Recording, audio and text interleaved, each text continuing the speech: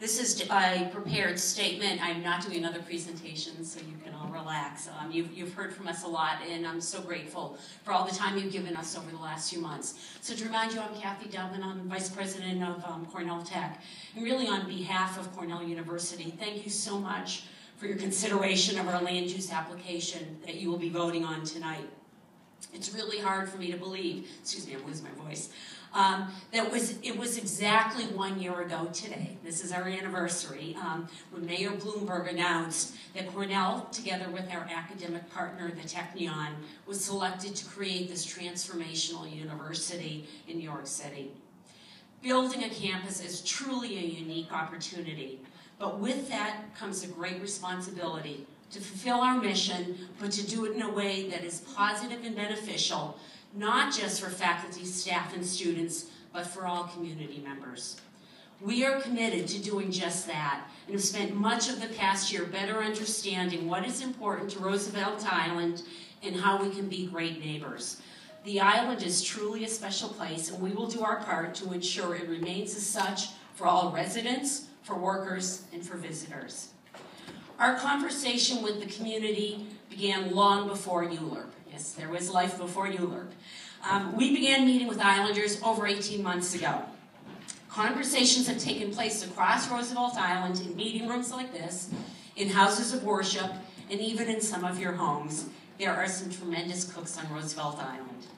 I especially want to acknowledge and thank the Roosevelt Island Community Coalition, RIC, that spent the better part of a year organizing the community, not in opposition, but more as a welcoming and coordinating group that is helping us understand the topics of importance to Roosevelt Islanders.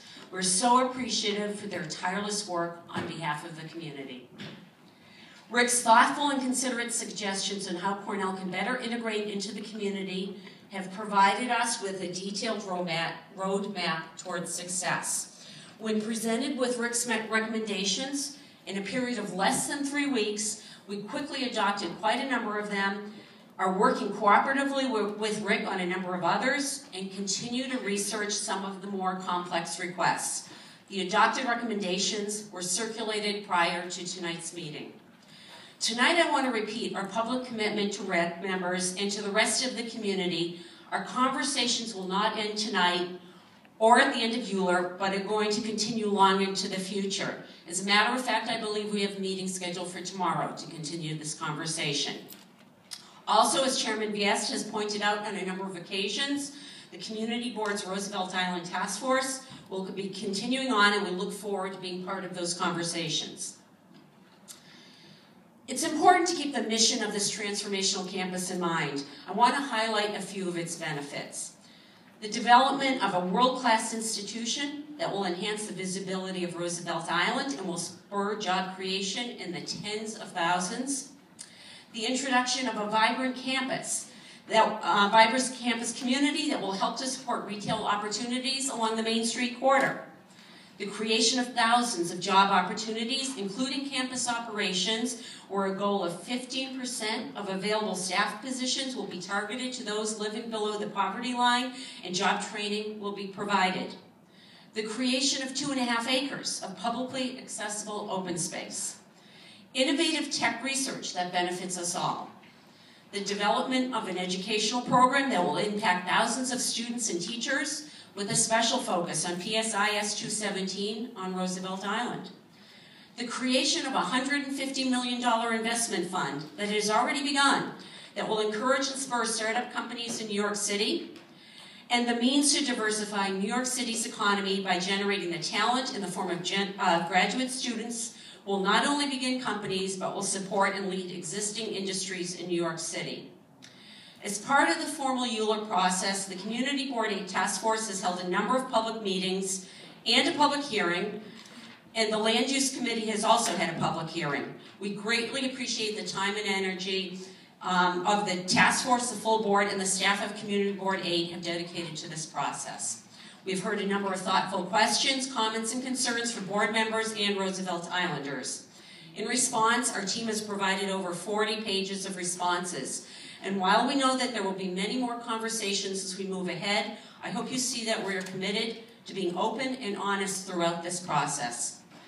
Finally, what is so gratifying is that even though we have received a number of questions and comments about the details, we have also received tremendous support. I have not personally heard of a single individual who does not want to see this project move forward. There is great recognition of the economic opportunity and transformational benefits this project will provide to the city. We are so very pleased to be joining this great community and look forward to being model neighbors as we create a campus that is a source of pride for Roosevelt Island and for the city of New York. I respectfully request on behalf of Cornell that you vote in support of the land use application, and thank you so much. We'd be happy to answer questions. Okay, I'm going to go to the board members. Yes, Jeffrey. I'd like to make a motion to approve the application on the conditions set forth in the electronic.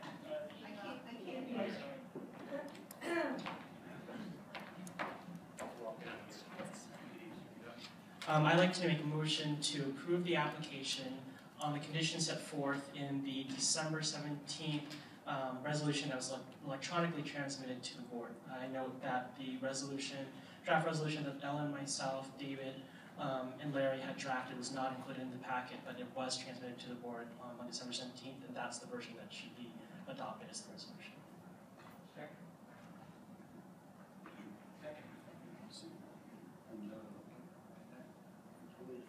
Yeah, hold on here. Does someone, Larry, do you have a copy of that? I don't know why they didn't promise it on.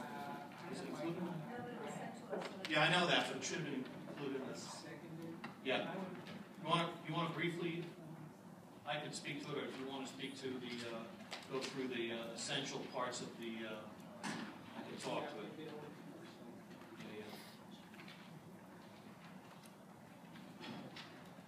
Jeff and Ellen can help you out.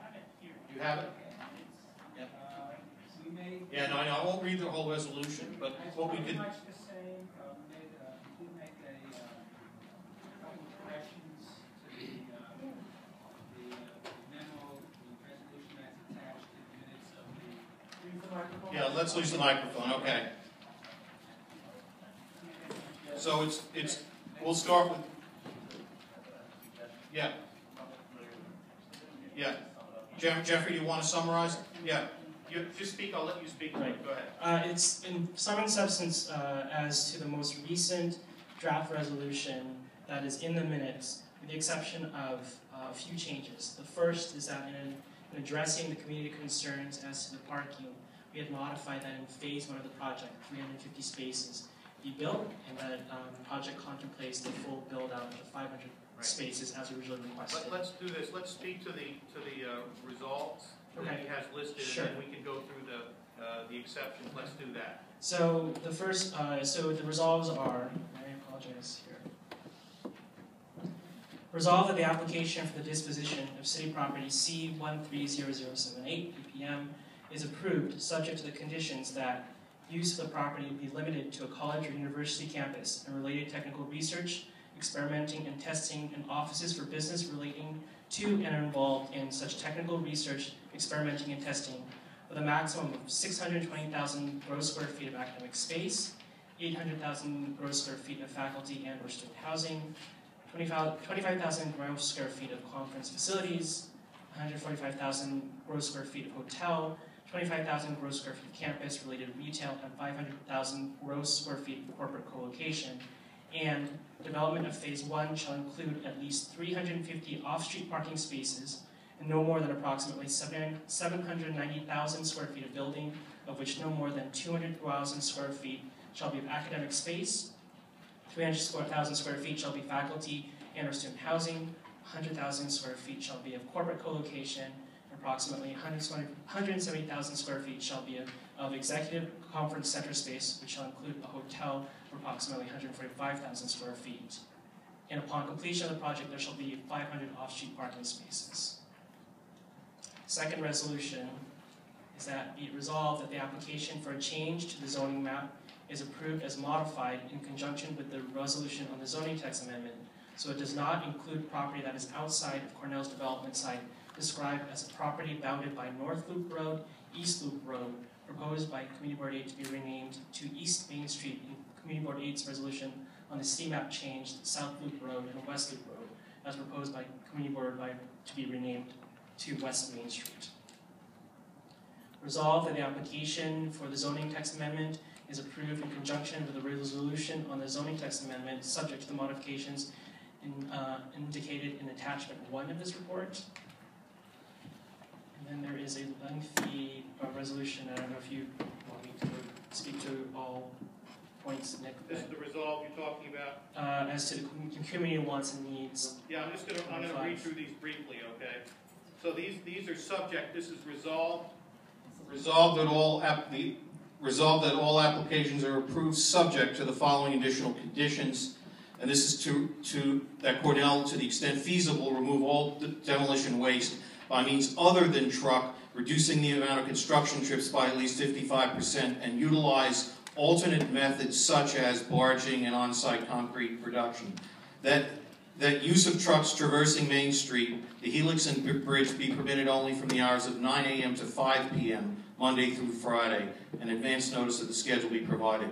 That any damage to the streets, Helix and the bridge.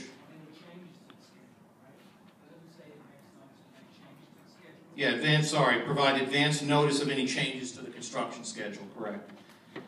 And then that damage, that Cornell ensure that the operation of the Helix